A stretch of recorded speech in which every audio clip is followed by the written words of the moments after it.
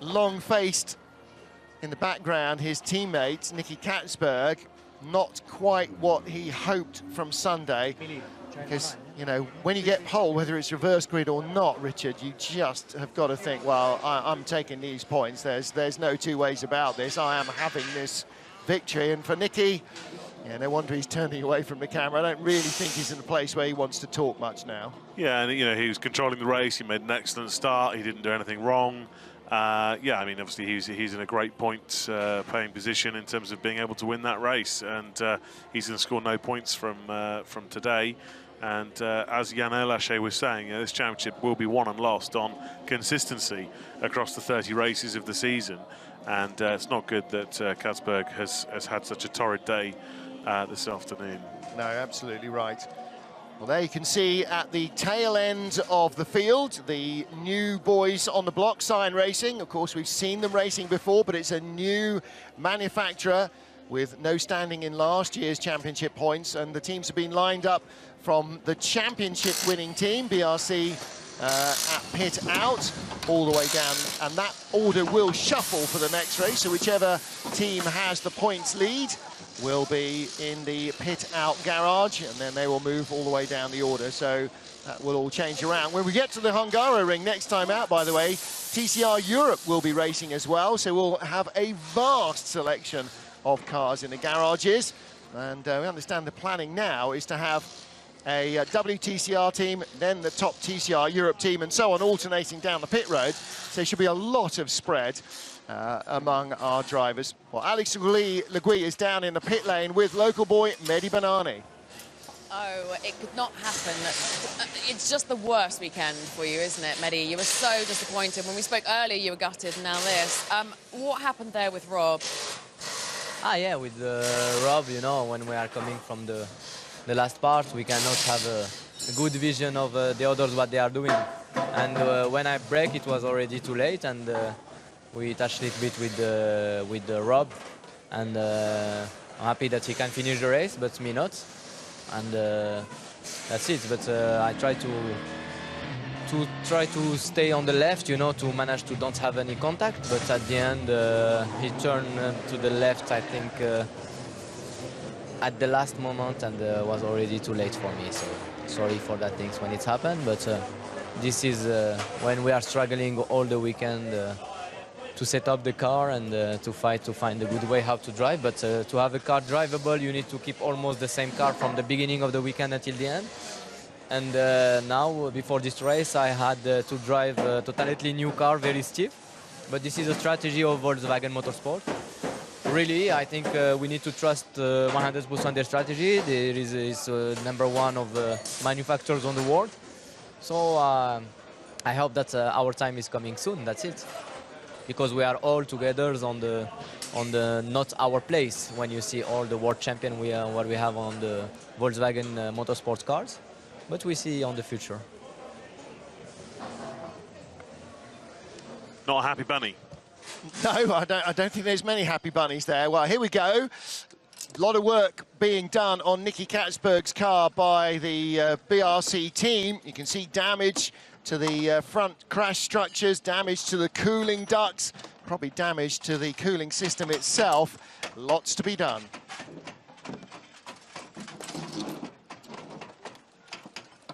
Although they've not been able to work on the car, Richard, you know from your experience running your own team, you can do an awful lot of circumspection, looking at the car and working out what's going to need to be done, and then have the parts ready and all that. You can do all of that, have all the parts ready, all the tools ready, hopefully, that you're going to need, and all the manpower that you're going to need. Now, notice that the mechanics have got armbands on. Only a member of the team with an armband on, and there are only 10 of them, can touch the car at any stage. So you've got to, I mean, that's another little layer. You've got to get your ducks in a row. You've got to make sure that the guys that are going to work on the car are the ones wearing the armbands as well. And the spare parts are prepped, they're ready, they're assembled as much as they can be to go on in big clumps. But I mean, ultimately, it'll be a fairly miraculous if they get Katzberg back out. Now, we have 15 minutes of repair time, but in that time, the cars need to get out of the pit lane. So in reality, it's probably more like sort of a safe 13 minutes of repair time in the pit lane. Then, of course, the mechanics and the teams can work on the grid and continue to complete their repairs if they can get the car around. Wow. But yeah, there's obviously a lot going on Katzberg's car, as we also watch one of the Golfs here. Yeah, is that Huff's car? It is, car number 12. That's the beam axle being changed, or part of it is being changed, the rear suspension. So it looks like in that contact with Bernardi, something got bent and that left rear wheel wasn't tracking the way it should do. And again, when you've got these replacement parts, they don't just come off the shelf and then you have to work out how to set them up. You will have tried to set up replacement corners to be exactly as they need to be as they go onto the car. So let's hear from Alex. She's caught up with Nikki Katzberg. Just take a moment to grab Nikki. Brake failure. Yeah, brake failure, unfortunately, without warning. I mean, it's clear that everyone's struggling with brakes. I was struggling with brakes yesterday, but today I was in front, so I didn't really struggle with cooling them. They were actually fine until the moment that the pedal went to the floor, so it was a big shock. It's the worst feeling, I always say. And I just tried to avoid the walls and search for the biggest runoff, but it was not so big, unfortunately. No, but thank God you were at that part of the track. Exactly, it's one of the slowest parts of the track, and I think I limited the damage, but it's still, we need to find out why, because it wasn't normal brake temperature wear or temperature related issue, it was something else. Physically, you're all right? I'm fine, yeah. Better luck next time. Thank you. Thank you. Takes a lot to wipe the smile off his face, but right now, I think he's probably a little worried. Even if the car goes back together, again, didn't have the sort of indication of the pedal getting longer and longer and longer, and then there was eventually nothing.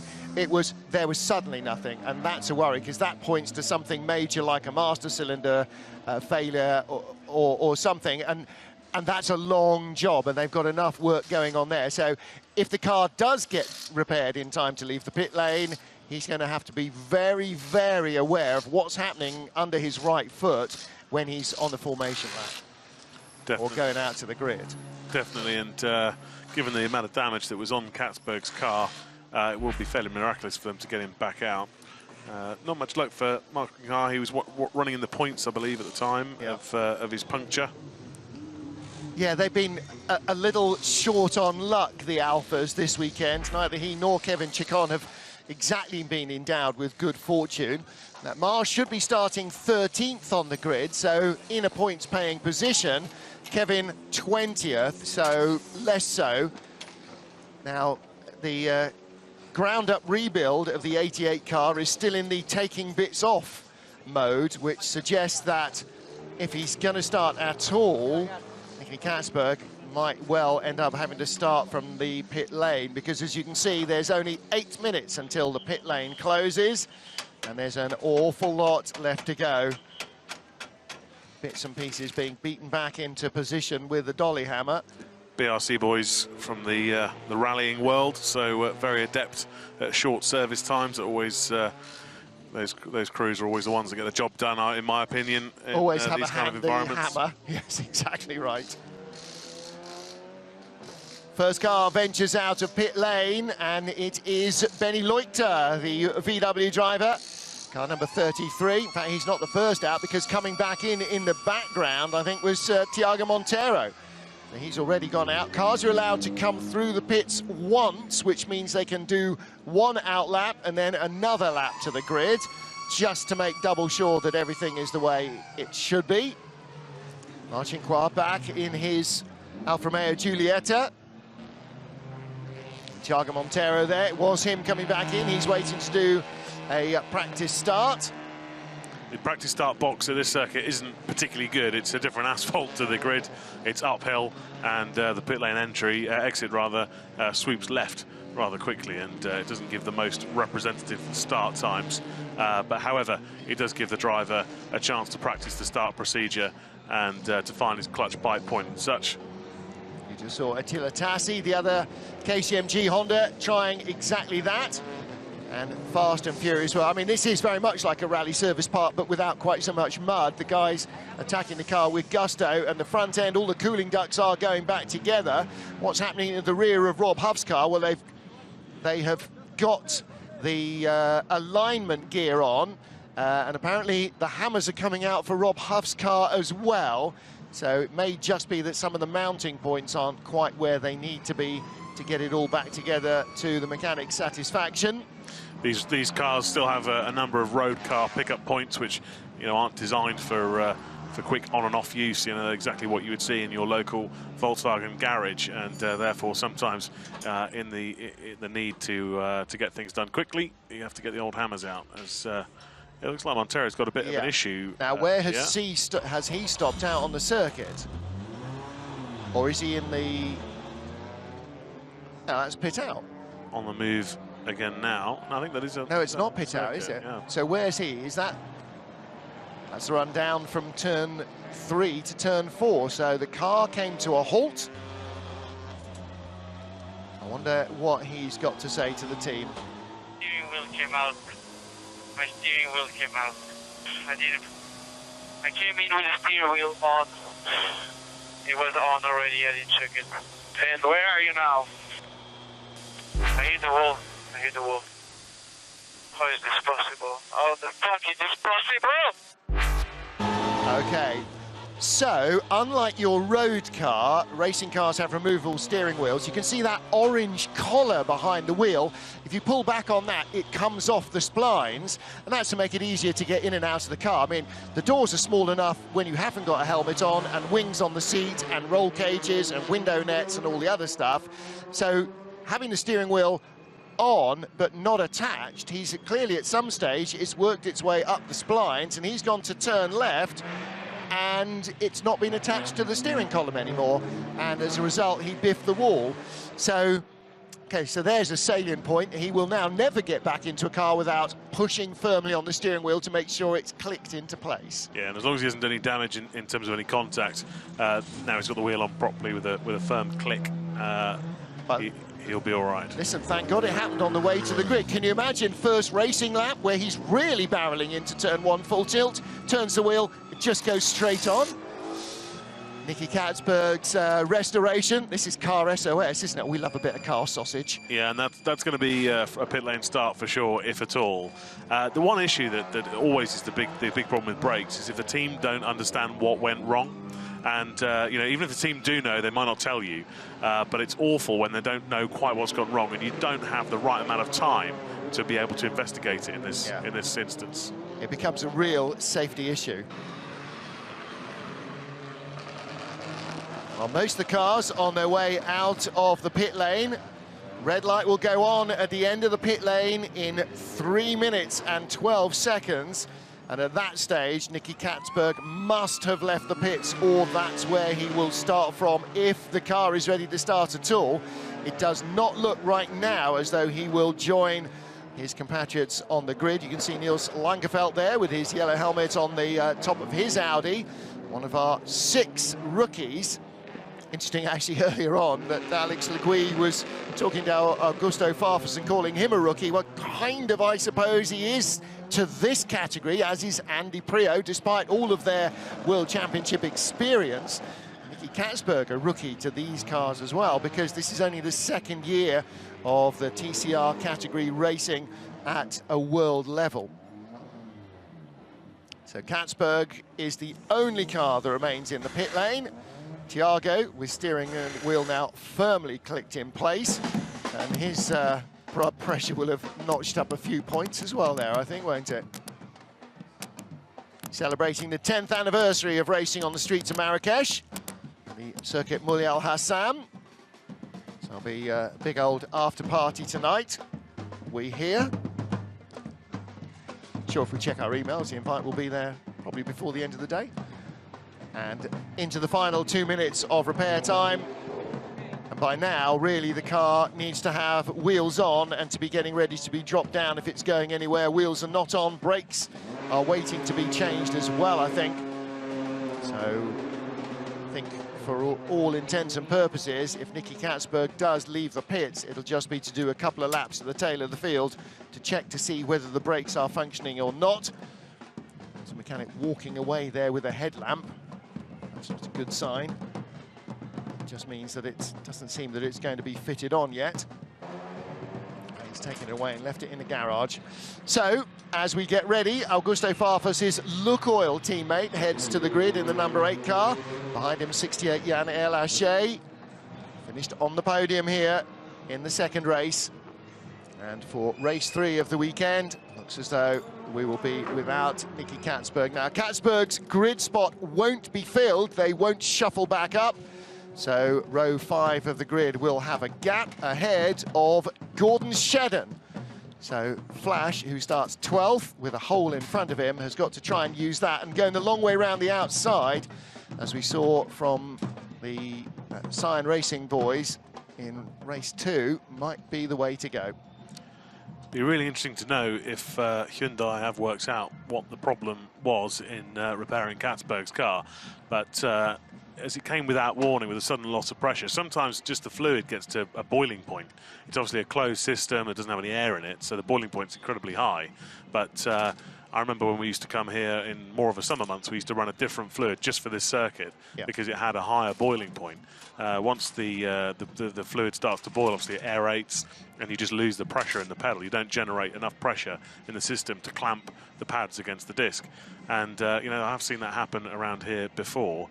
But again, Katzberg was the car out front. You'd expect him to be getting all the nice clean air into his brake ducts.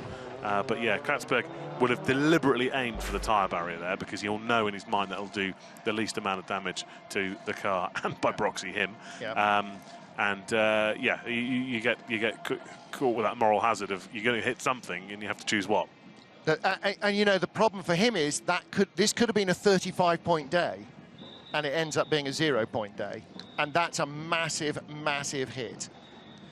Of course, not everybody is going to have the points that perhaps they might have out of any given race weekend, but when you know that a win was sitting there in your lap and you didn't throw it away, that's really tough.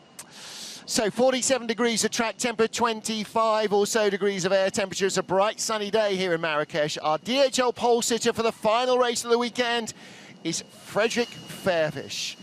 Now sitting alongside us in our French colleagues' commentary booth is Nat Berton, his teammate last year. They've been friends for years. They went to dinner last night. Nathaniel Berton is claiming that that is the influence that took Vervisch from being a 24th place qualifier yesterday to a first place qualifier today. He was the fastest man on pace, and actually by quite some margin. So he's got to protect his brakes and his cooling in the opening couple of laps. If he can make it into the first corner ahead of Ivan Muller, who starts alongside him, then he, like Nicky Katzberg, should have everything he needs. So here's our grid for the final race of the weekend. Frédéric Vervisch on the DHL pole ahead of Ivan Muller. Ted Björk lines up in third in the second of the Cyan Racing cars, and Thiago Montero not far away from a podium in fourth. Mikel Ascona, the young Spaniard, in his Cooper is fifth, ahead of Yann Erlaché, who's just come off the race 2 podium, as has the car of Jean-Carl Vernet. Esteban Guerrieri, our race 1 winner, joins him on row 4. And row 5, the race 2 winner, Gabriele Tarquini, and a gap where Nicky Katzberg should be. Behind them, Nestor Girolami and Gordon Shedden from row 6 will try and take advantage of that bit of free real estate. Marcin Kwa, with hopefully air in his tyres, on row 7 with Augusto Farfus. Norbert Mikelitz and Tom Coronel will be on row 8 of the grid in Hyundai and Cupra respectively. Behind them, triple world champion Andy Priaulx, as he, like Farfus, returns to the series. He will start 17th with new boy Daniel Hegloff alongside him in 18th place. Rob Huff, 19th, has left the pit lane. How straight the car is remains to be seen. He's ahead of Kevin Chekon, Attila Tassi and Mehdi Banani on row 11 of the grid. And on row 12, 2 more Golfs, Johan Christoffersen and Danny Leuchter.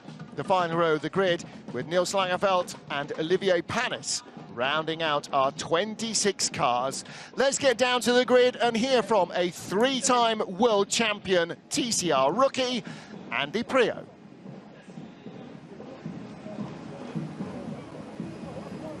Hey guys, how you doing? Yeah, having a good weekend so far, guys. I mean, first race yesterday, P3 for most of the race, got pushed a bit wide, but today qualifying was much harder. The grip changed a lot and I didn't anticipate that. Still learning front wheel drive and setup and things, so missed a little bit the window there, but had a strong first race.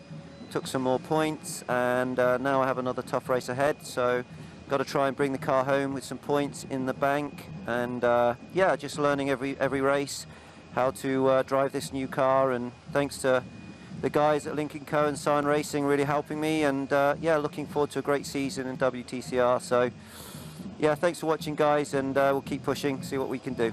Ciao, ciao. Well, Andy here with the full family. Wife Jo, his racing son Seb, and daughter Danny enjoying, at least today, a little bit of sunshine. Gabriele Tarquini there with his personal trainer. Feeling no pain, is he, Tarquini? Same as last year, enjoying yet another new lease of life. I'm not sure that he ever ran out of leases of life, to be honest. Gabriele Tarquini, the eternal optimist, and a wily old fox if ever there was one. Well, our DHL pole sitter, Frederick Vervish, has got to capitalise here.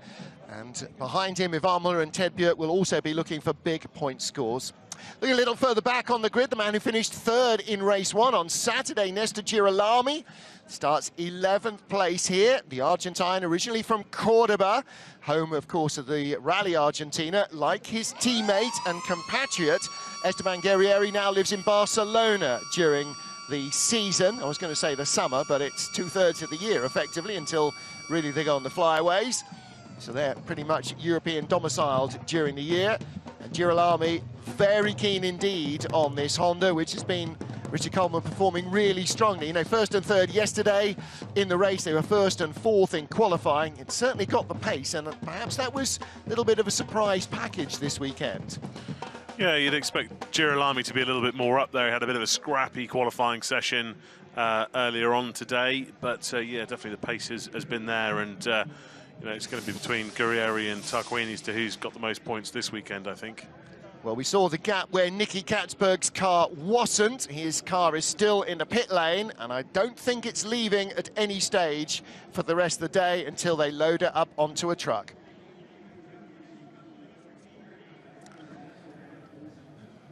Gabriele Tarquini lying in 9th position. And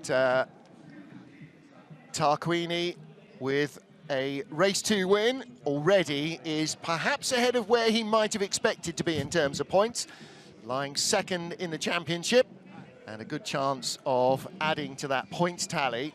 We're also hearing, by the way, that although we were aware that Thiago Monteiro had rattled his car against the wall, that was not the only thing he hit when the steering wheel came off. Richard Coleman, we understand that the other thing he hit was the one thing beyond Gabriele Tarquini on this grid that you do not want to hit, and that was Ivan Muller's car. And apparently there was a little bit of a remonstration going on the grid, shall we say, as if Ivan thought perhaps Thiago had deliberately hit him on the way out to the grid. Of course, it won't even cross Ivan's mind that Monteiro's steering wheel will have separated in his cockpit, so he will have just felt like, you know, what on earth is Thiago doing? But hopefully it's been explained away, and you know, Monteiro's not found guilty. Well, and Thiago, being multilingual, could have explained it very easily in French to Ivan, or in English. He could have tried Portuguese, but that wouldn't have been quite so well understood. So, yeah, Ivan, I'm sure, was highly unamused and very surprised. He's starting on the front row, after all, when somebody hits him on the way to the grid. Well, nevertheless, they both made it. Seems as though there's no major damage to the car. You saw Jean-Carl Vernet, who finished on the podium in 2nd place in race 2. And just ahead of him on the grid is Esteban Guerrieri, our race 1 winner, man from Buenos Aires. Started the season the best possible way, pole position and victory in race 1. He still leads the championship narrowly over Gabriele Tarquini. And if he can leave here with the points lead, I think he'll be a very happy bunny indeed. Guerrieri full of enthusiasm. Esteban Guerrieri getting ready to start from 7th place on our race 3 grid. Already has got more than 40 points under his belt this weekend, so anything now is a bonus. Nicky Katzberg's car, after that brake failure in race 1, is not completely rebuilt. And I think sensibly, having no idea why the brake pedal suddenly and inexplicably went to the floor, they are not going to start him. You know, the real issue, though, Richard Coleman, is if they don't know why Katzberg's car failed, then they don't know what to look for in the other cars. Correct. It's the same hardware on the other 3 Hyundais on the grid, so it almost certainly be a concern for the BRC racing team pit wall and the Hyundai technical guys. And he said it happened without any warning. It didn't get progressively longer, and then eventually he lost the car. It just wasn't there when he went for the brake pedal.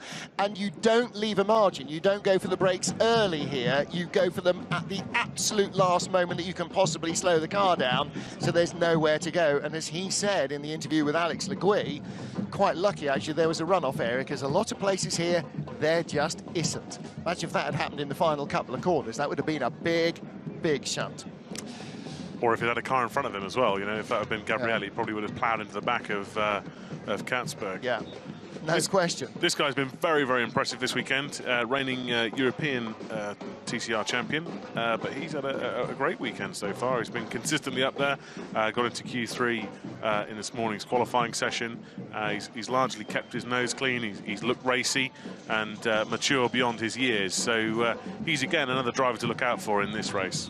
22 years old, young, handsome, far too fast, damn him. It's a great combination. And for PWR, new team to the championship. Yesterday was the day of Daniel Hegloff, qualified in the top 10, which I'm sure they didn't expect, particularly given the Cooper is not necessarily expected to be one of the faster cars around here. And then today, Ascona getting into Q3. Again, talked to him before the first race today, and he said, I had no even dream that might happen. So completely flummoxed by that, and a little pressure. He said, you know, suddenly realised, sitting waiting to go out, everybody is going to be watching just me. And that's never happened in his racing career before. He's never been the only car on track. So there's that extra little pressure, but he's performed well with it. So far hasn't put a foot wrong. And like you said, Matt, he's probably one of those annoying kids that was, you know, top of the maths class and captain of the football team. He just seems to be quite good at everything. And, he also, you know, showed great restraint in that last race. He was clearly quicker than the car in front, but, you know, played the long game. So, it'd be interesting to see how he's going to get on this year. He's an exciting prospect. No kidding. I'm sure, like when we saw Jan Ehlers for the first time, we thought, oh, this kid's going to be fun to watch.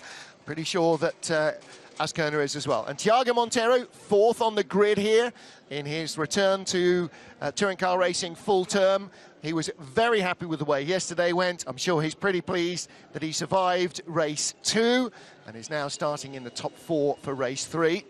And that will equally be true of our 2 Cyan Racing drivers on row 1 and row 2. Ted Björk finished in 2nd place in the first race. He's 3rd in the championship already after 2 encounters. He starts in a podium position here in 3rd place with a 2nd and a 6th. I mean, that's a great start to the season in a brand new car that's unraced and is on one of the toughest circuits for a car of its nature.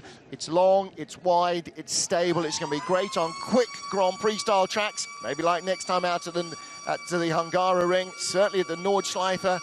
But this shouldn't really play to a car like it has.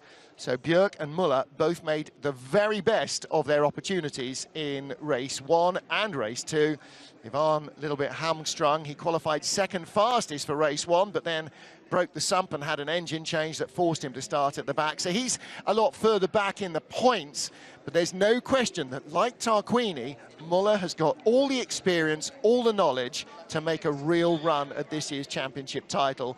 Do not count him out. 18th in race 1, very unrepresentative of either the driver or the car. Yeah, I think Ivan's got a very good chance of actually winning this race, to be honest. We've seen drivers get away from that side of the grid a little cleaner in both races. So I would say, you know, Ivan's very quick at getting a car off the line. It would not surprise me to see him potentially be leading out of turn 1. Yeah, in the first race of the weekend, the driver that was in the position Fred Vervish is now was Esteban Guerrieri. He didn't make a great start, as in fact he didn't in race 2 either, but he had Ted Björk on the outside of him, and you did say this morning, if that had been Ivan, I'm not sure that Guerrieri would have led into corner 3, and that means that Vervish here must make a good start because if Ivan gets alongside him, even half a sniff of a chance in turn 1, 2 and 3 to take the lead, then Vervish will be staring at the back of a blue car for a long, long time. 21 laps following somebody who beat you away from pole is going to sound like an absolute purgatory. So for Vervish, great opportunity to turn yesterday's fortunes on their head, but perhaps the first second or two of the race is going to decide the way that it ends up panning out for him. 1 minute to go before we send the cars away for the final formation lap of the weekend here in Marrakesh, and we get ready for the action in race 3. Final little moments for Augusto Farfus from his mechanic, and there is Jean-Carl Vernet, Thiago Montero, now with steering wheel firmly fixed, and our 3-time world champion Andy Priaulx. Race 1 winner Esteban Guerrieri, he'll start in 7th place. But all the pressure on Fredrik Vervish, and the other thing to bear in mind for Fredrik Vervish is he was penalised yesterday in race 1 for jumping the start. That's another thing that he absolutely must not do. He's got to get away clean, legal, and faster than Ivan Muller. And that is not the easiest job on the planet. Well, Fredrik Vervish starts on pole. His teammate, Niels Langeveld, starts in 25th position. Couldn't have more diametrically opposite fortunes for the two drivers in the grey Audis from Come To You Racing. But can Vervish convert this one to a win?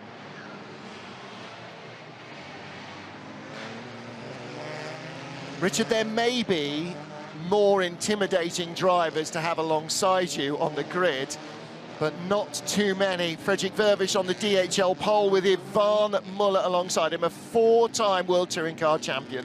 Ted Björk third, Thiago Montero completing row 2 of the grid. Mikel Ascona, the 22-year-old from Spain, ahead of Jan Erlache, the 24-year-old from France. Then our race 1 winner, Esteban Guerrieri, and Jean-Carl Vernet, ahead of Gabriele Tarquini, and a hole where there is no Nicky Katzberg.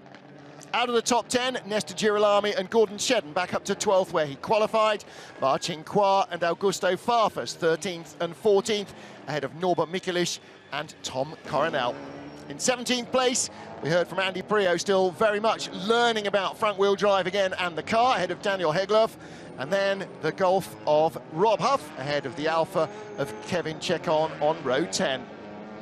Attila Tassi and Mehdi Benani on row 11. Johan Kristoffersen and Benny Leuchter on row 12. And the final row of the grid is Niels Langeveld and Aurelian Panis. Well, for the dramas of Thiago Montero away from the pit lane, hitting Ivan Muller before hitting the wall because his steering wheel wasn't attached. The steering wheel is now attached, but he reports to the team that it is a long way away from being centered, which means that what the natural instinct is of holding the steering wheel straight, the flappy paddles will be in the wrong place. There he is on the straight, and it's not 10-2, his hands are at sort of 5-5. That's a long way from where is ideal. Which the worst thing in these cars is, of course, paddle shift that moves with the wheel as well. So you can't really just shuffle your hands around back to 3 and 9. You got to stay roughly where the gear paddles are. Which means that in right-handers, he's going to run into crossed hands much earlier than he will do in left-handers. Well, you can see the points down at the bottom. Rob Huff actually has some points, 4 points ahead of Gordon Shedden so far, but the team standings, Munich Motorsport with a slender lead over Cyan and BRC. Fredrik Vervish leading the field around to the grid, ahead of Ivan Muller, Ted Björk and Thiago Montero. That's the top 4 as we get ready for race 3 here in Marrakesh, Morocco. On the radio, Andy Priaulx reporting to the Cyan Racing team again. He struggled to get the car off the line. That practice start for the formation lap. So they're just trying to coach him on how to get the front-wheel drive car started. Yeah. Hasn't raced a front-wheel drive car since 2002. You have to modulate the wheel spin with the clutch, not with the throttle. You've got to keep the turbo pressure up. So it's very unnatural to only use that. We're also hearing Kristoffersen's got a vibration on this warm-up lap. Yeah. Now, watch Ivan Muller, because I think that he's going to potentially get a very good getaway. That has looked to be the cleaner side of the grid. It's more on the racing line, and we've seen that the pole sitter has struggled to get away from the line in race 1 and 2, and I don't think that's a coincidence. I think that's a lot to do with the dust offline. So watch for Ivan's start. He needs to make a good start and get across, because the first corner, very easy to get boxed out on the outside. The yellow Cupra is the final car on the grid. We are ready for race 3 in Marrakesh. Final race of the opening race weekend of the 2019 WTCR Touring Car World Cup. On the right, the grey car of Frederik Verwijs. On the left, the blue car of Ivan Muller. 5 lights go on. And away we go. Now, we're just seeing on our screen, it says green flag. Doesn't matter. Ivan Muller leads from Ted Björk. Dreadful start from Verwijs. He's trying to hold off Montero for third. Ascona is inside Montero. Look at the grey car of the Spaniard. Spaniard versus Portuguese. And Ascona's got the inside run. Montero will get a little bit back, but as they get down into turn 3, the long left-hander, Ascona on the inside. He takes the place away, and through goes Esteban Guerrieri. Hung out to dry. Thiago Montero fought that perhaps a fraction longer than he should do. Guerrieri on the inside. Montero has to jump the chicane, and he'll come back in front. He'll have to give the place back, will he? Looks like he should do. He doesn't want to at the moment. Guerrieri will be screaming on the radio to his team about that one. Yeah. And around the outside, look at the yellow stripe. That's Jan Erlaché. He goes around the top 2 into the wall. Not around the top 2, but around the Honda. 3 into 1 does not go. And it's Thiago Montero who loses out again. So a sad end to what's been a very encouraging weekend back for him. The safety car will come out with the track almost blocked down there at turn 7. But Ivan Muller did what he wanted to do, and Frederik Verwijs did what he absolutely could not afford to do, which was have a dreadful start. Erlaché probably not fully aware that Guerrieri was on the inside. He probably thought he was just racing Montero and not racing Guerrieri as well. And yeah, 3 into 1 doesn't go, and it's always going to be the car on the outside of the corner that comes off worse. Obviously ricocheting back into Montero on the inside after making contact with the tyre wall. Fantastic start from Ivan Muller, just as we kind of talked about. Definitely the cleaner side of the grid, but I think that was compounded by a pretty poor start from Verwijs. I'm sure at some point we'll get a replay of that, but in the meantime, we're going to try and get this mess cleared up. It looks like, yeah, it looks like they should be able to recover both those cars quite easily. Well, Erlaché out of the car, and Thiago as well. Didn't really... Just before Erlaché garrots himself, Thiago's unplugging him from the radio. And Jan is, kicking bits. Watch what happens here. Erlaché on the extreme left-hand side. He's fighting Montero. What happens next? Guerrieri comes up the inside. And it's 3 into 1. And Montero's got nowhere to go but into Erlaché. It was the tiniest of touches that pushed the Frenchman into the barrier with Montero. Where's the contact made? Just there. And the tiny touch is all it takes, Richard. There's no margin for error here at all. No, and I think if I'm honest, I think experience told on Erlaché a little bit there. You know, I don't see in a month of Sundays how he was going to pull that move off round the outside into that turn. So yeah, I think that wasn't that wasn't a great move from Erlaché, to be honest. He had cleared Montero into the braking area. The problem was Montero had nowhere to go left, and so you know that gap closed. So again with Guerrieri, I'm passing Montero. I've got him. I've tucked him up like a kipper. Oh, what's that? And then suddenly they exit stage right as they touch each other, and Guerrieri. The move that he didn't think was maybe going to come off did end up coming off, but yeah, the classic Newton's cradle. Yeah. Oh, nice. Right from meritocracy, you've been knocking it out of the park all weekend. Analogy king. I'm going to have to up my wordsmith a lot. You're getting all the analogies in. Ivan Muller, then, the man who started from the outside of the front row of the grid. There's not too many other drivers that are more of a threat than Ivan Muller. Frederik Vervisch, safe away from this three-way battle. I think Erlaché must have known that Guerrieri was there somehow. He was pretty much alongside Guerrieri for sort of 2/3 of that straight. Yeah. Do you know what? If Thiago had had room to move left, that would have been, we'd have been saluting Erlaché from the top floor of the timing tower, because that would have been a genius move around the outside. But Thiago had nowhere to go because Guerrieri was there already. But what I'm saying is, originally I thought Erlaché was completely unaware of where Guerrieri was, but actually he's alongside Guerrieri for the majority of that straight. He must have known that he was somewhere around. Erlaché's only chance there was really to get the move completed before the corner and chop in front of him, but yeah, just not enough room. But yeah, slightly over-ambitious, really. Well, there you're looking at the team that leads the championship at the moment, which is Munich Motorsport, and the two partners of Esteban Guerrieri and Nestor Girolami, who currently lie in 5th and 8th place. So again, potential of strong score for both those Honda drivers.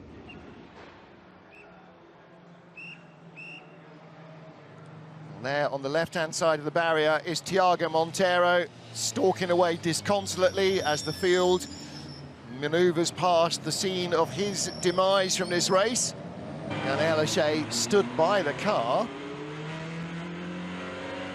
And the race distance has now gone out from 21 to 23 laps. Well, a shocking start by Frederik Vervisch. Couldn't have been worse. He lost first and second. Monteiro only just didn't get him for third. Then Monteiro's on the outside, and the grey car of Mikel Ascona, he's not only fun and fast, he's an opportunist. He's a proper racer, isn't he? Also, Guerrieri gets into Erlaché and Vernet. They had all made contact before turn one as well. On board with Priaulx in the midst of the melee. There's Norby in front of us. Augusto Farfus. Coronel again gets biffed on the opening lap on the outside. Priaulx lost 2 or 3 places. Mehdi Banani moved up ahead of him. And Andy Priaulx in 16th place. And then you saw Thiago having to jump the chicane as he argued the toss with Guerrieri. See, Erlaché is alongside Guerrieri now.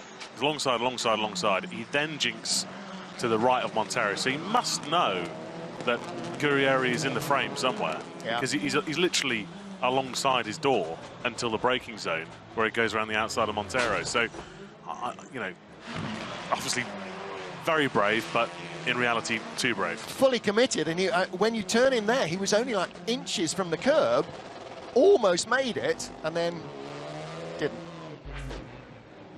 Well, you know, last race of the weekend, got to try, haven't you? You know, he's fully buoyed up. He's got a big hatful of points from finishing 3rd in race 2. So you could well pick up extra points.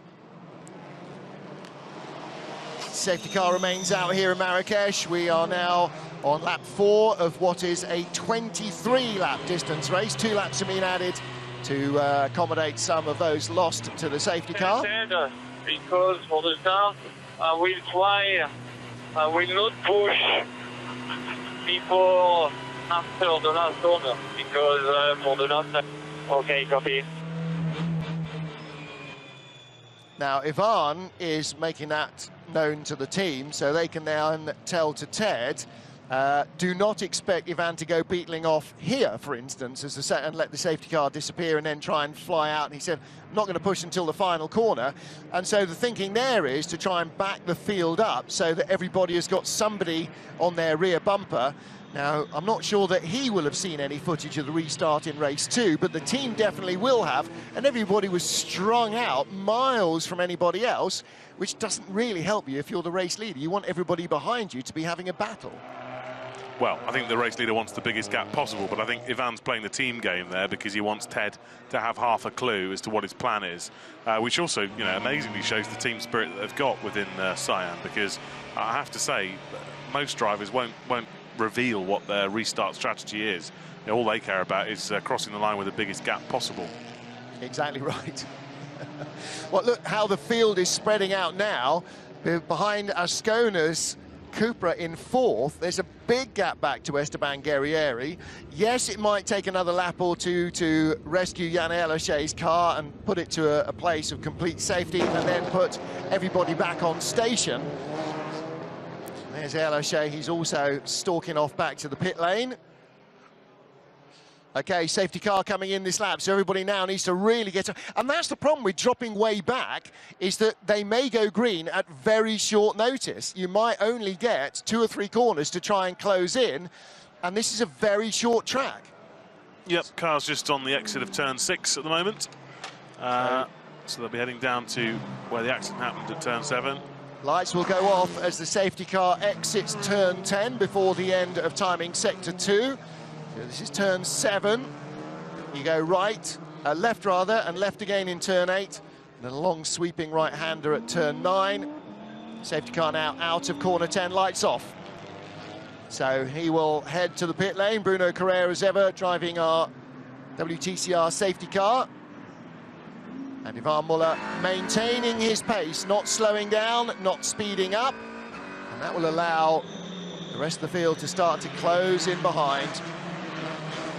So we are going to go green now at the end of lap 5 of 23. A lot of racing still to be done here in Marrakesh. Ivan Muller restarts as the race leader. Ted Björk behind him. And Fredrik Verfisch in 3rd place with Mikael Ascona behind. And while Ascona might have been minding his P's and Q's up against Esteban Guerrieri in race 2, knowing there is a further opportunity for points, I'm not sure that Verfisch and the Audi can expect the Spaniard to be quite so long-termist maybe in this final race of the weekend. If there's a chance of a podium, I bet you a pound to a penny that he will make a lunge at some stage. And they also know that the next race is 3 weeks away and not 30 minutes away. So again, tends to put the drivers into a little bit more of a risk-free mode. Some great onboard shots, giving you a real impression of speed as we flash past the concrete barriers and the catch fencing. Well, so far, nice, clean restart, but it's further down where we find all our Volkswagens, the Alpha, and a couple of the Cupras, where so much of the confusion and carnage has happened early on in the races. There's Tom Coronel. He is currently in 17th place under pressure from Rob Huff. Kevin Chacon in the Alpha, pushing Huff's Golf through the corners. And right behind Chacon is Johan Christoffersen. Niels Langeveld, the Dutchman, in 21st place in his Audi. His teammate Fredrik Verfisch in 3rd, having started the final race here from pole. And this is kind of a battle that's been reflected all the way up and down the order, isn't it? Little clumps of cars, absolutely nose to tail. Ivan's had an incredibly strong weekend because, if anything, what we know about Ivan, obviously he's a world-class touring car driver, multiple world champion, but you'd have to say that this isn't really Ivan's bag. This kind of circuit is not the circuit where Ivan is normally the man to beat. He's normally about constant radius corners, car control, not short circuits like this. He's never really been a street circuit kind of guy. And Ivan's going to be very pleased. He's put it on the front row twice.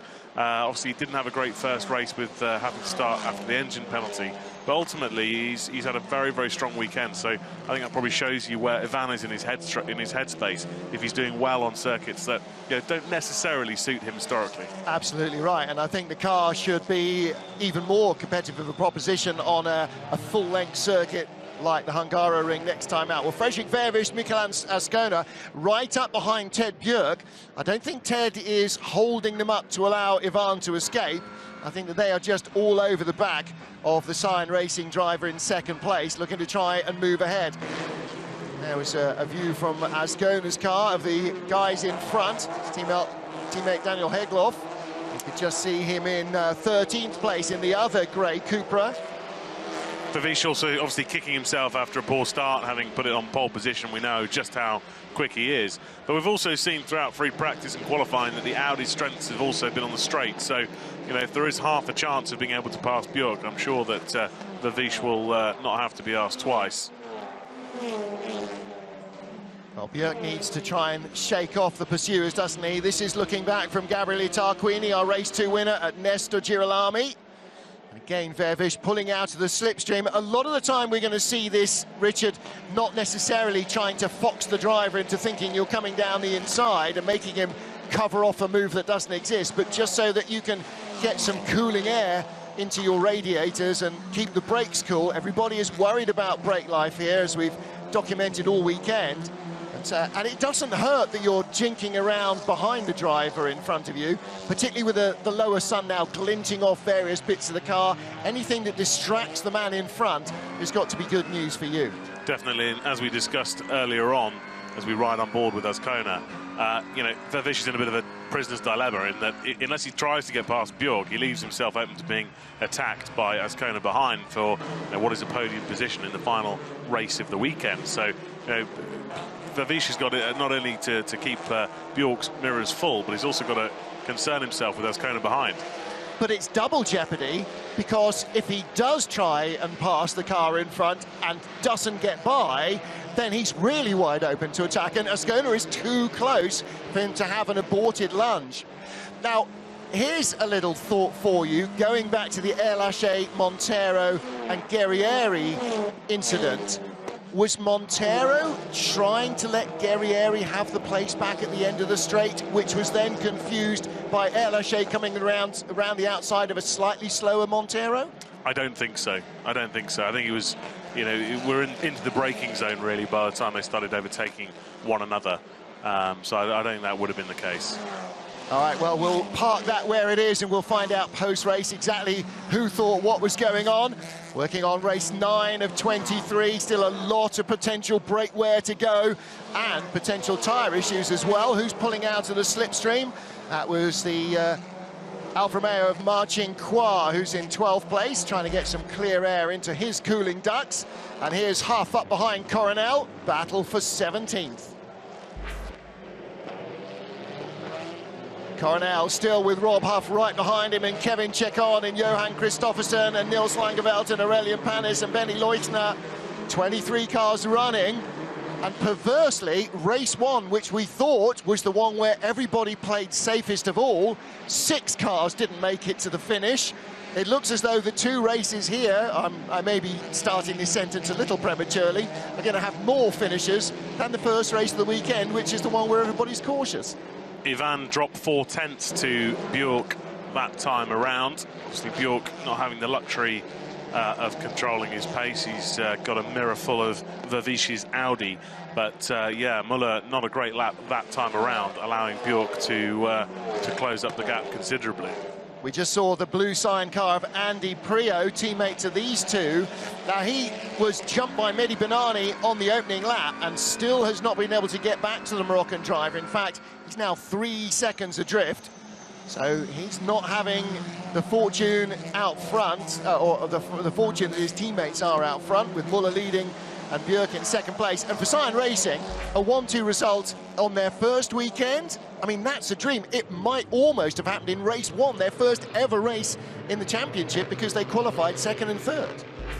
Yeah, it's been a dream start for those guys, and they weren't particularly happy, I don't think, about their BOP coming into this weekend either. So I think there's a lot to smile about down there, and despite being the new boys, that, you know, they're definitely going to be in the championship hunt.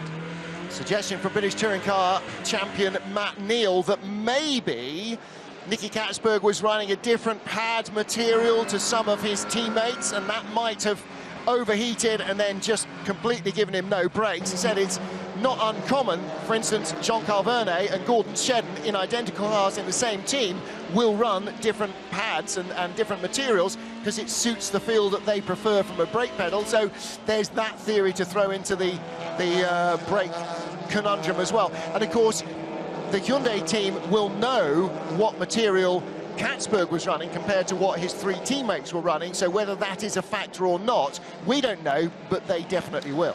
Highly possible, although I think maybe a sudden failure isn't necessarily going to be pad related.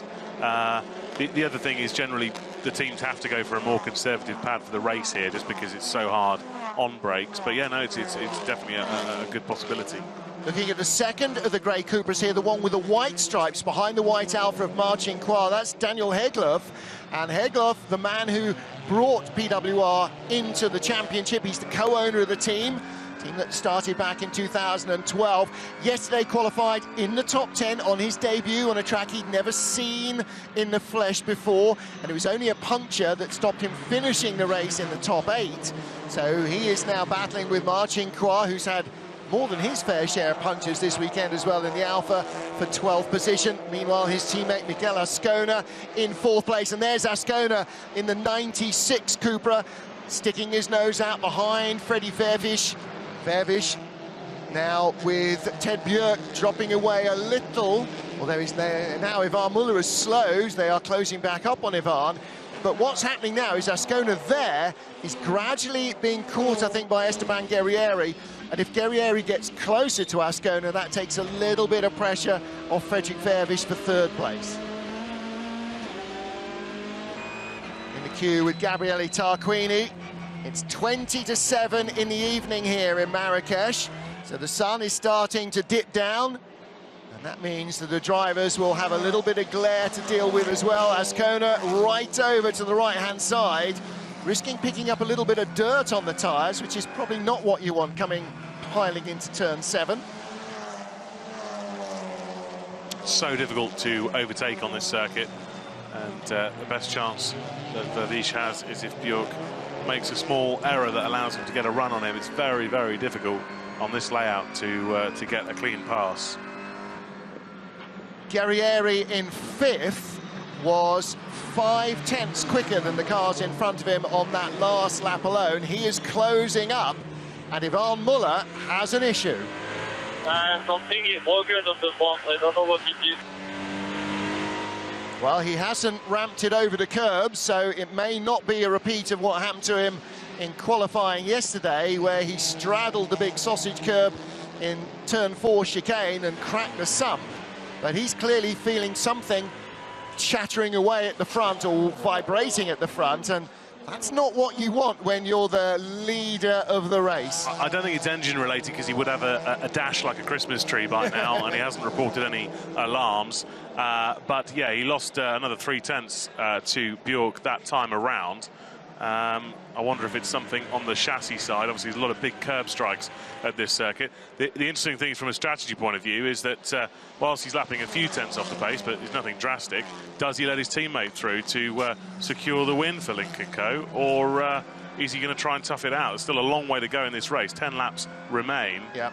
You'd have to say that the team will probably be on the radio trying to play the team game at some point. But again, Martin, as we've seen on this circuit, so difficult to let somebody through without having another big consequence. So it's interesting to see how this is going to play out. Plus, it's the final race of the weekend. He scored 0 in race 1. No, he's going to drive it until it breaks. He's not going to let Ted go, because, as you say, still 10 laps to go, but he's already got 13 behind him, so you've got to drive it. Now, Björk will be made aware by the team that Ivan has got a potential problem. However, Ted's got a really big problem, because he's now stuck up behind Ivan. He's in the dirty air, he's getting that hot air, and Ivan drifts out wide. Through goes for the 2nd race in a row. The leader's got a problem. He's not in the tyre wall, but he's now off the podium. Ivan Muller's car slows dramatically. Ted Björk is the race leader. Frederick Vervisch is 2nd, and Miguel Ascona is in 3rd place, and the team are surmising it may be a broken roll bar at the front. Ivan Muller is out of the lead of the race. It's huge drama here in Marrakesh. Ted Björk leads.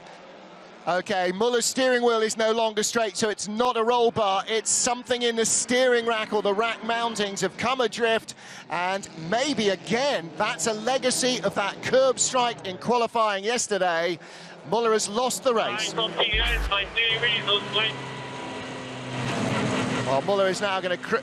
It's really not straight, is it? That's more to Cochran Tiago's was. It still could be roll bar related, because quite often the rising rate of the roll bar is related to where the steering position is. And Augusto Farfus is out as well. And he's on the circuit. He has not cleared the circuit, so we're almost certainly going to be looking at a safety car period. Farfus out of 10th place.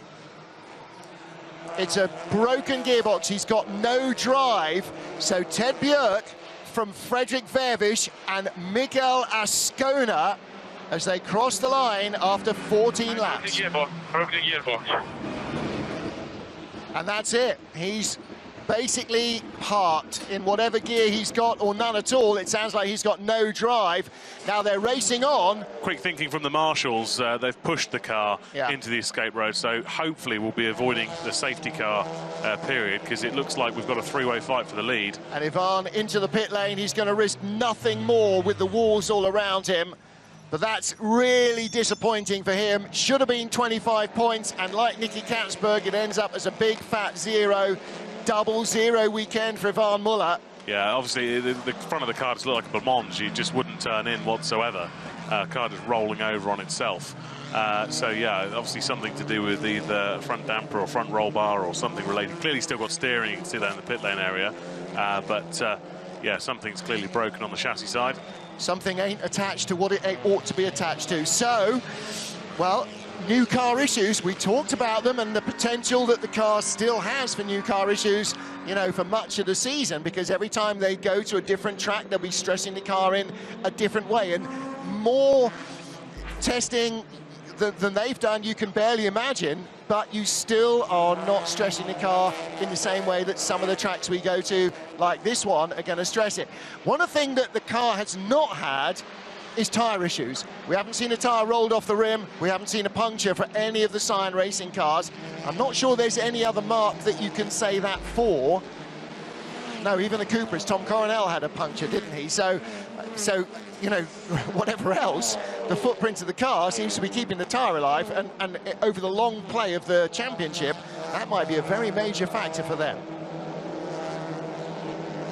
Lap 16 here in Marrakesh. Ted Bjerk leads from Fred Vervisch and Miguel Ascona. Esteban Guerrieri in fourth, Jean-Carl Vernet in fifth, Gabriele Tarquini here in sixth, and that's Vernet right in front. But there are no major gaps in the top 15. The biggest gap is 14th to 15th, no, it's 13th to 14th. Andy Priaulx is 2 seconds behind Mehdi Benani. Some big names out of this race as we look at a list of retirees. Ivan Muller, Augusto Farfus, Thiago Monteiro, Jan Erlacher, Nicky Katzberg, all winners at this level. So yeah, it's a very surprising and big list of names that have retired from this race. And that only hands points on the place to the likes of Bjerk, Guerrieri, Tarquini, all scoring well. Well, Frederick Vervisch in second place. Still not where he wanted to be, but we've still got another 7 laps or so for him to try and sort it out at the end of this one. And then Miguel Ascona in third place, the 22-year-old Spaniard, the rookie. And we talked about Augusto Farfus and Andy Priaulx being, quote, rookies, because they're relatively new to the championship and new to this form of racing category, the TCR rules. But Ascona, although he's raced TCR cars in the last couple of seasons, brand new on the world stage. What a revelation he's been producing so far this weekend. And with Ivan Muller's demise, if the race were to finish like this, Bjerk would be leading the championship if he can take the checkered flag. And Guerrieri and Tarquini stay where they are. He's had a bit of a quiet weekend, Bjerk, but he's always been there or thereabouts. You know, Priaulx qualified and ran well in the first race, but then fluff qualifying this morning.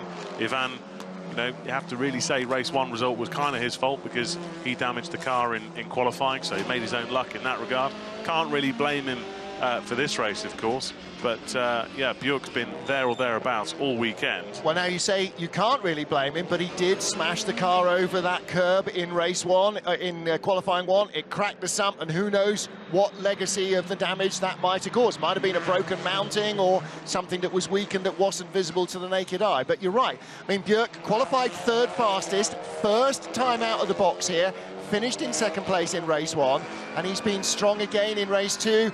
You know, made up positions at the start of race 2 where he could, finished in the top 6, and now he's leading the race. This is a glorious start that I'm sure he might have hoped for, but definitely wouldn't have dared predict to a brand new cars season. Well, we've still got 6 laps to go, and we have seen the Lincoln Co have a couple of reliability issues in terms of a couple of engine dramas and obviously a failure on Ivan's car, and they're all built the same hardware, and the 6 laps to go. Little lock up there from Gabriele Tarquini in turn 3, ahead of Nesta Girolami and Gordon Shedden. And here is the race leader, our lead trio, Björk, Fairfish in the Audi, and Ascona in the Cupra. And if the Honda was perhaps the surprise package in terms of pace, with Guerrieri there in 4th, and the team finishing 1st and 3rd in race 1, the surprise package, maybe even of the whole weekend, has been Mikel Ascona in the top 5 shootouts in qualifying today, and looking as though he is 5.5 laps away from a podium in the world-class arena on his debut weekend on a street circuit that's as tough as they come, that he's never raced on in his life. He's raced on one street circuit before in TCR Europe. He raced on the Norris Ring. Now that's tough, but it's a very different kind of track to this one. Fairfish just 4 tenths behind Ted Björk, keeping him extremely honest. And obviously the faster car, I don't think he's probably quite quick enough to make a move without an error from Björk, but he's certainly not letting Björk have this race easy, and nor is Ascona. Ascona stayed on the bumper of Fairfish for nearly the entire race.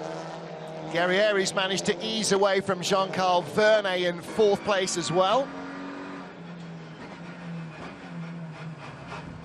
On board with Mikel Ascona. Well, he was pretty pleased with making it through into Q3 this afternoon. He will be absolutely over the moon this evening if he manages to finish on the podium, and so too will the PWR racing team. Daniel Hegloff on the fringes of the top 10, still battling with Marcin Croix in the Alpha. So Hegloff, again, qualified top 10 yesterday, first time out. And there is your lead trio. Guerrieri's getting closer. Jean-Carl Vernet, he's already had 2 good race results. Finished in 2nd place last race. So he's got a good hatful of points. How hard is he pushing? Is he just going to sit there and rake in the chips and feel fairly happy with his weekend? I wouldn't hold it against him if he did, that's for sure. Well, there's the other one of the PWR Cupras. The white Alpha of Marcin Croix with Daniel Hegloff behind him. Daniel pushing, and he needs to as well, because he's got Attila Tassi, Thiago Montero's teammate, not too far behind. And he's been pushed by Mehdi Banani. And Banani will be the first driver of a Golf at this rate to actually claim a point. 3 to go, 3 to go. The distinctive brummy tones of Phil Barker, Ted Björk's race engineer. 3 to go. Just making sure that the driver is aware how much he still needs to do, or indeed how little.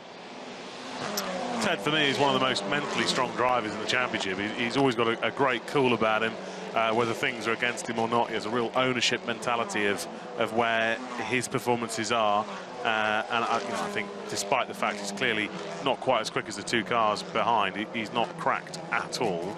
And yeah, showing that sort of trademark of just that cool, calm, collected head that he's had for the last few years of his racing. He's properly stereotypical Scandinavian, isn't he? Fairly unflappable, and that works well with Phil Barker as well. Saying earlier, oh, big mistake behind from Jean-Carl Vernet, he's off. Now, is that a brake failure? That's not a place a driver makes an error. It's at the end of the long back straight. Vernet is off in the tyres.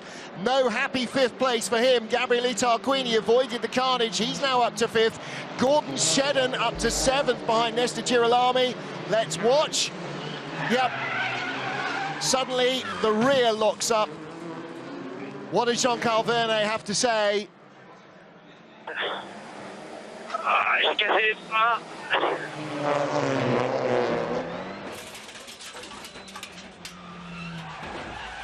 Yeah, I think brake failure looking at the extreme likelihood there, and whatever was not stopping at the front axle, almost certainly on the rear. The worst thing as well is when a driver's going backwards, generally is the worst way to sort of hit the wall.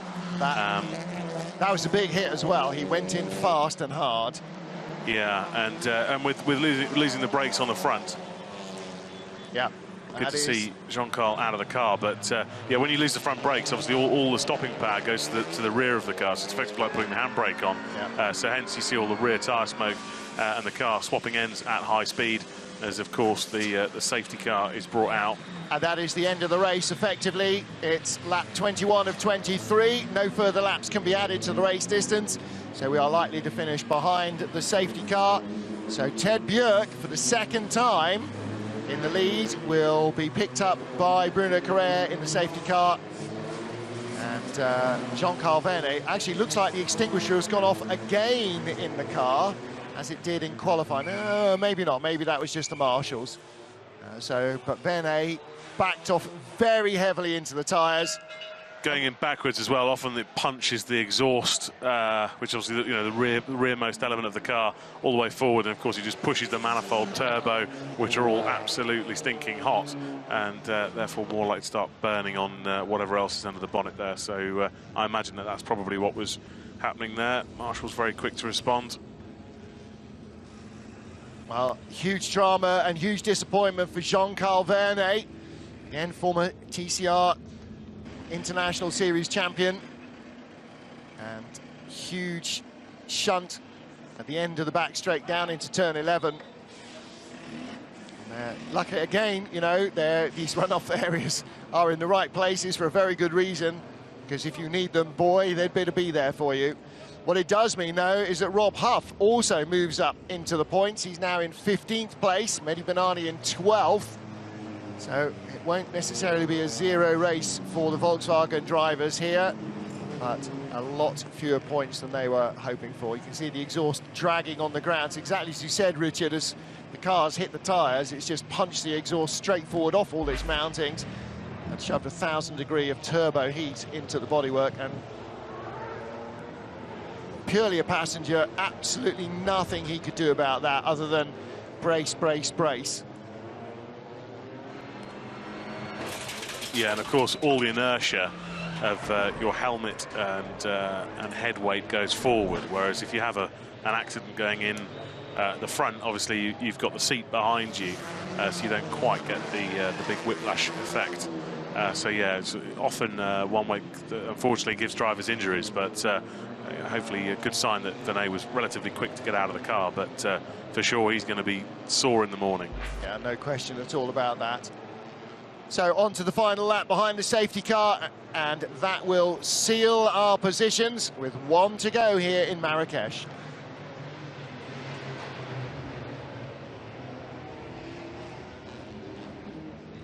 Sun setting here on what has been a highly dramatic Sunday of action, where two race leaders have both failed to claim the 25 points that they thought were definitely coming their way. Nicky Katzberg in race one with a comprehensive brake failure. There's Jean-Carl Vernet. He's just crashed out of what was 5th position with, again, a comprehensive brake failure. Ivan Muller leading this race until something came loose on the front of the car, and he just managed to make it back to the pit lane. Well, the final lap will reel off with Ted Bjerg behind the safety car as the race leader, Fredrik Vervisch in 2nd place, and 22-year-old Spanish rookie Mikel Azcona, who didn't think his day could get any better than going through into the top 5 shootout. He will end up on the podium at the end of his first race weekend on the world stage. Well, he's shown right from the beginning of the weekend that he had pace, and his attitude is exactly what you want in a young racing driver. Aggressive, quick, and enjoying it. And he's going to end up with a result that it may take a little while to sink in, frankly. He's standing there slightly nonplussed, looking down from the podium, with Ted Bjerg, a World Touring Car champion, the race winner for race 3 here in Marrakesh. Fredrik Vervisch, the podium sitter, the pole sitter, 2nd on the podium. There's Phil Barker with the white hair, congratulating his driver on the radio. And Mikel Azcona, what a result for him. What a great weekend debuting for PWR Racing. There in the white shirt with a beard is Emil Axelsen. You saw Jaime Puig from Seat Sport.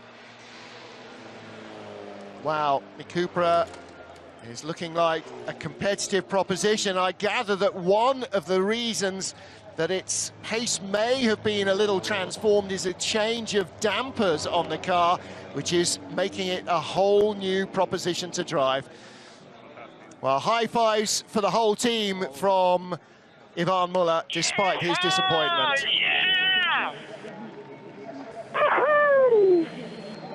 Excellent, Ted. Well done, mate. Absolutely brilliant. Thank you. Good work. Car felt good. Try to stay out of the curbs. Yeah, really getting into the finish line. So, good. Thank you. Feels really good. Tag Heuer. Okay, copy that. Copy that. Most valuable driver is Ted Bjerg. 61-point weekend. 3 races at 25 points each, plus 2 5-point maximums in qualifying. He's got 61 of a possible 85 points this weekend. That's insane. Let's hear from Mikel Ascona. Mikel, qué grande. Mikel, vamos por la zona de fuera, ¿vale? Cogemos un poco de, ya sabes, ¿vale? Vamos cogiendo cosas por ahí, ¿vale? Been congratulated by his race engineer, and rightly so.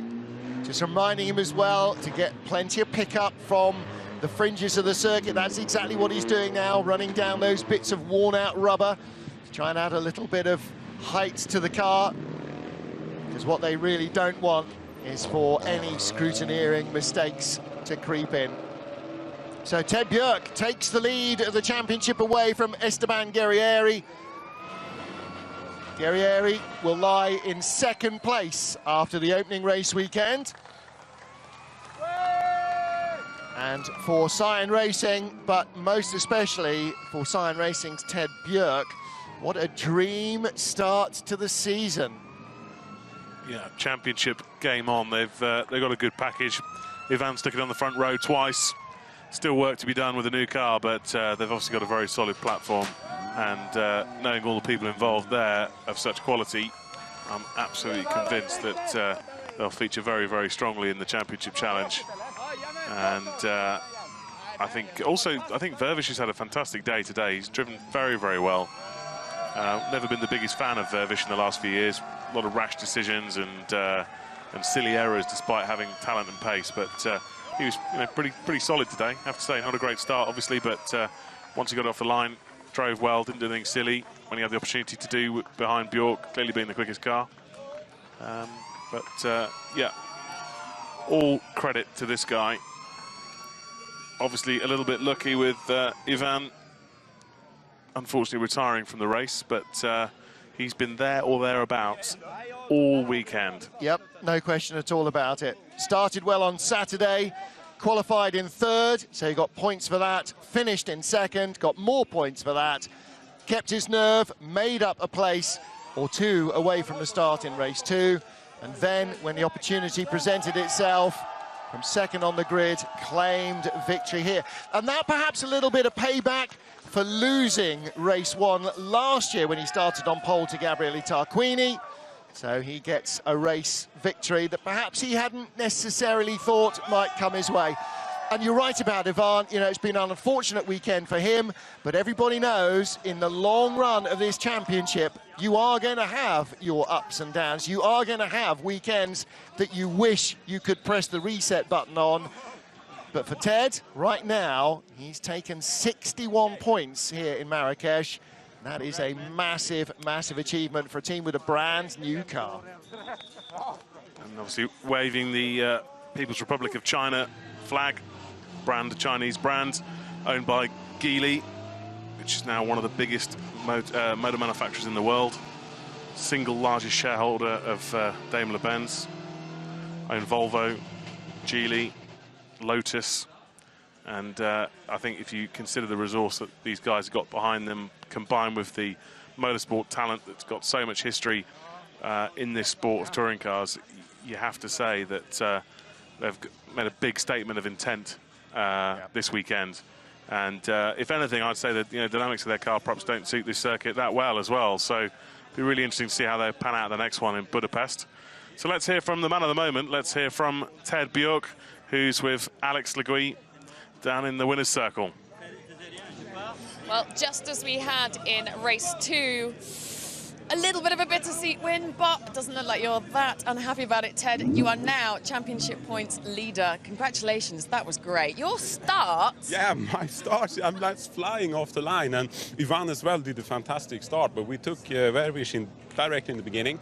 But, you know, going around when Ivan had his problem, I was trying just to keep the car on the track, not going on the curbs and so on, just to try to be so nice that I could, because it's a little bit unreal to be winning here on the first time we're on with the car. It's fantastic. Now, you guys really didn't think that you would have this sort of pace around this circuit. With that in mind now, what do you think it's going to do around Hungaroring? Oh, we have to come and see where it is, but the feeling here on the street circuits, the car is good, so it should be able to tune it and, you know, go well there as well. But it's such a different track. But now I know one of my favorite tracks, Villarreal, will be good, and Ningbo and so on. So now it feels really a really good start. I'm so happy. I'm very sweaty because it was so tense in the car. Such a positive start, Ted. Well done. Thank you.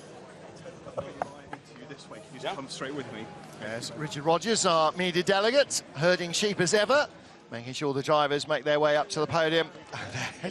There's who may be the happiest man in the country right now, Mikel Ascona, with a fantastic podium finish.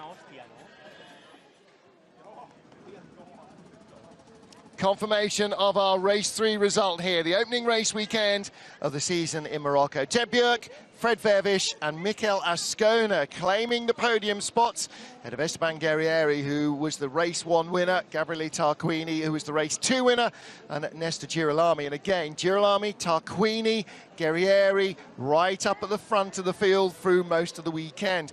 Mehdi Benani in 12th position also gets the fastest lap trophy.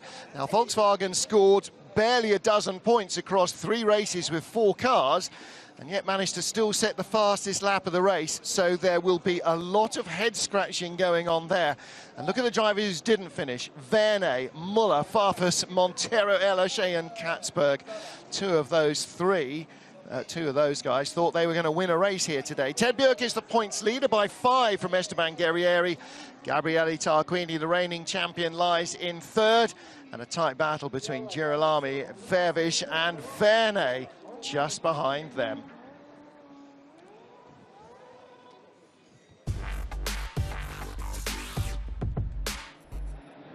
Race 3 in Marrakesh, the final encounter. Great starts from the blue Cyan Racing drivers. Shocking getaway from Frederick Vervish. Thiago Montero running around the outside of him into turn 1. But then as a result, the Portuguese losing ground to his Spanish rival as Mikel Ascona came down inside him. Then trouble, Guerrieri, Montero, and on the outside, Elache, 3 into 1 would not go. And we lost Elache and Montero, bringing out the first safety car of the weekend. Ivan Muller led at the restart from Ted Bjerg, a feisty Vervish and Ascona, but Vervish and Ascona, as well as Bjerg, were soon to inherit as Muller reported problems and then had to pull over with a very wayward car. The Cyan Racing driver heading slowly back to the pits. What looked like certain win, heading the way now of Ted Bjerg. And then the second safety car as Jean-Carl Verne from 5th place, total brake failure. The car pitching heavily backwards into the barriers. He was okay, but the race finished under caution. The checkered flag greeting Ted Bjerg, winning on the Cyan Racing team's debut with their new Lincoln Co. 03 TCR. Frederick Vervish and Mikel Ascona completing the podium. Ladies and gentlemen, welcome to the 3rd podium, our 3rd race of the FIA World Touring Car Cup by Oscaro here around the wonderful streets of Marrakesh. Please welcome onto the podium in 3rd position from PWR Racing, it's Mikel Ascona.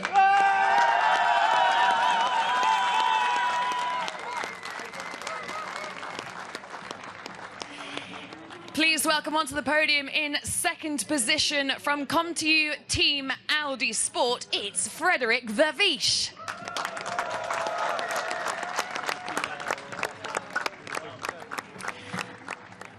And your winner from Cyan Racing Lincoln Co., it's Ted Bjerk.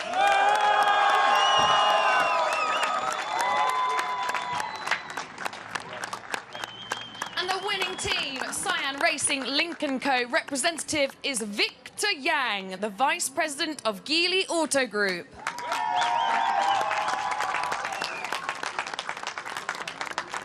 And now the national anthem for both Ted Bjerk and for Cyan Racing Lincoln Co.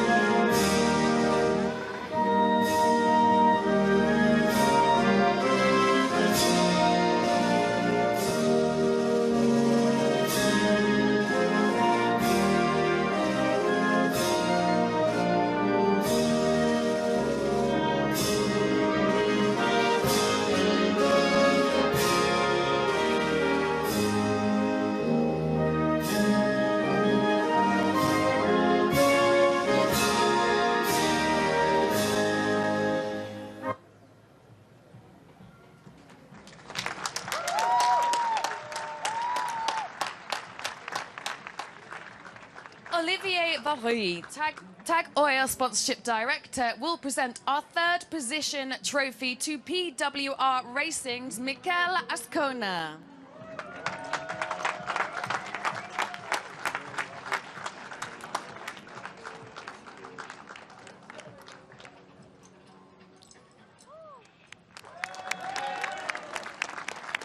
Mauro Zonta, Yokohama Global Motorsport Coordinator, will present our second position trophy to Come To You Team Audi Sports, Frederick Vavish.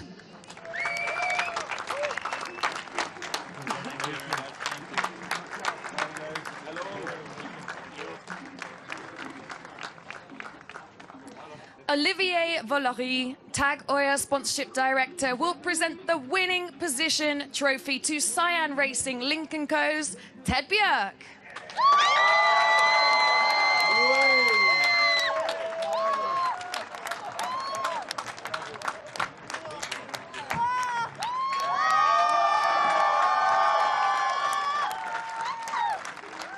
Well, what a great moment for the team after a year and a half of hard work, and what a great moment for Ted. Claire will present the winning team trophy to Cyan Racing Lincoln Co.'s representative Victor Yang, the Vice President of Geely Auto Group.